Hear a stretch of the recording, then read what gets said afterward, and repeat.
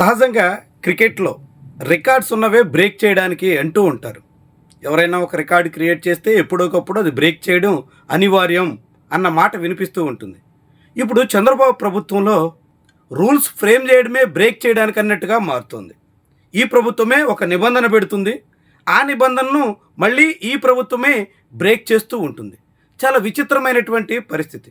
ముఖ్యంగా భూముల కేటాయింపు విషయంలో ఏ కంపెనీకి ఏ తీరున భూములు కేటాయించాలి అన్న దాని మీద చంద్రబాబు సర్కారు పాలసీ రూపొందించింది.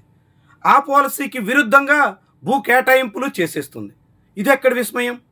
ఆంధ్రప్రదేశ్లో land incentives for tech hubs అని ఒక స్కీమ్ తీసుకొచ్చారు. దాని ప్రకారంగా ఎకరం భూమి కేటాయిస్తే 500 మందికి ఉపాధి కల్పించాలి అని నిర్ణయం తీసుకున్నారు. ఆ లెక్కన ఏ కంపెనీ ఎంతమందికి ఎంప్లాయ్మెంట్ చూపిస్తుందో ఆ రేషియో ప్రాతిపదికన భూములు ఇవ్వాలి అని నిర్ణయం తీసుకున్నారు. కానీ తాజాగా ఆంధ్రప్రదేశ్ రాష్ట్ర ప్రభుత్వం ఇన్ఫోసిస్ అనే సంస్థకు విశాఖలో 20 ఎకరాల భూమిని కేటాయించడానికి నిర్ణయం తీసుకుంది. మళ్ళీ ఇక్కడ కూడా ఎకరా 99 పైసలే. అంటే అత్యంత ఖరీదైనటువంటి భూమిని కారు చౌకగా కార్పొరేట్ ఐటీ కంపెనీకి కట్టబెట్టే ప్రయత్నం చేస్తోంది.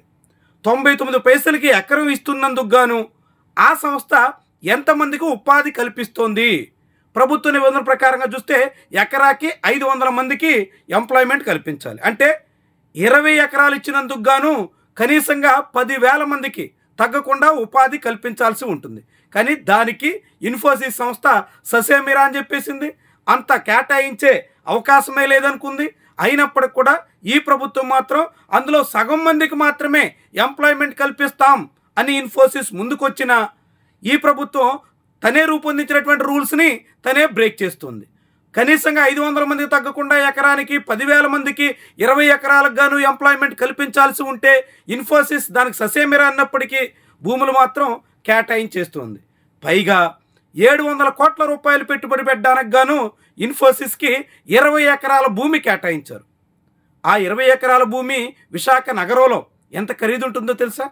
కనీసంగా ఎకరా 50 కోట్ల రూపాయలు చూసినప్పటికీ ఆ 20 ఎకరాలు 1000 కోట్ల రూపాయలు విలువ చేస్తుంది.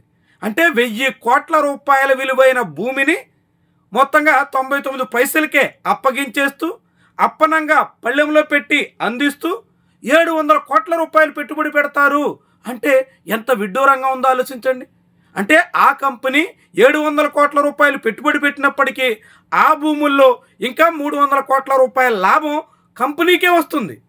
ఎంత విచిత్రమైనటువంటి తీరున ఈ ప్రభుత్వం భూ పందేరు నడిపిస్తుందో, భూ కేటాయింపులు సాగిస్తుందో ఇదొక ఉదాహరణ అన్నట్టు. గూగుల్ సంబంధించినటువంటి డేటా సెంటర్ అదానీ నిర్వహించబోతున్నటువంటి డేటా సెంటర్కి భూములు కేటాయించారు. నిర్వాసితుల నోట్లో మట్టి కొట్టి నష్టపరిహారం కూడా ఇవ్వకుండా వాళ్ళందరినీ నిర్బంధించి శంకుస్థాపన కార్యక్రమం చేపట్టేశారు.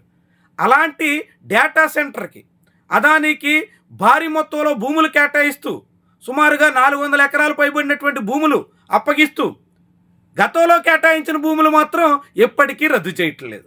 అదే అదానీ 2019లో ఒకసారి శంకుస్థాపన, 2022లో ఒకసారి శంకుస్థాపన చేసి అదే విశాఖలో భారీగా డేటా సెంటర్ పేరుతో భూములు తీసుకున్నారు. కానీ అక్కడ డేటా సెంటర్ నిర్మాణం చేపట్టిన దాఖలాలు లేవు. శంకుస్థాపనలు మాత్రం జరిగాయి. శంకుస్థాపన రాళ్ళు అయితే ఉన్నాయి కానీ డేటా సెంటర్ నిర్మాణం అయితే జరగలేదు. ఇప్పుడు మళ్ళీ అదానీ ఇన్ఫ్రాటెక్ పేరుతో మరో డేటా సెంటర్ నిర్మాణానికి మరో చోట భూములు తీసుకుంటున్నటువంటి సంస్థ అక్కడ కేటాయించినటువంటి భూములు మాత్రం యథావిధిగా తన అధీనంలోనే కొనసాగిస్తుంది. అంటే దీని అర్థం ఏంటి? అప్పనంగా కార్పొరేట్లకి ఈ ప్రభుత్వం ఎలా భూములు అప్పగిస్తుందో, ఏ తీరున భూ పందేరు నడుస్తుందో ఇక్కడ ఇన్ఫోసిస్, అక్కడ అదానీ, ఇలా గూగుల్ పేరుతో డేటా సెంటర్ పేరుతో పంపకాల పరంపర మనకి కళ్ళకు కట్టినట్టు చాటుతోంది. మరి నిజంగా ఎంప్లాయ్మెంట్ వస్తుందా? 400 ఎకరాల భూములు ఇస్తున్నటువంటి డేటా సెంటర్ ద్వారా 400 మందికైనా ఉద్యోగాలు వచ్చేనా అంటే పెద్ద ప్రశ్న. 200 మంది వరకు, అది కూడా హౌస్ కీపింగు, సెక్యూరిటీ గార్డ్ ఉద్యోగాలు మాత్రమే స్థానికులకు దక్కొచ్చు. డేటా సెంటర్లో అంతకు మించి ఉద్యోగాలు ఉండే అవకాశం లేదు అనే మాట కూడా వినిపిస్తుంది. ఇలా ఈ ప్రభుత్వం తాను పెట్టినటువంటి నిబంధనలకు విరుద్ధంగా తనే సాగుతూ తను పెట్టినటువంటి రూల్స్ని తనే బ్రేక్ చేస్తూ ఇష్టారాజ్యంగా సాగుతున్నటువంటి వైనం చాలా విస్మయకరంగా మారుతుంది. ఇప్పటికే విశాఖలో భూ కేటాయింపుల మీద అనేక అభ్యంతరాలు ఉన్నాయి, పలు కేసులు కూడా కోర్టుల్లో ఉన్నాయి. అయినప్పటికీ ఈ ప్రభుత్వం వాటిని ఖాతరు చేయకుండా నిబంధనలు ఉల్లంఘిస్తూ ఎలా యథేచ్ఛగా సాగుతుందో ఇన్ఫోసిస్, అదాని మనకి కళ్ళకు కట్టినట్టు చెబుతున్నాయి.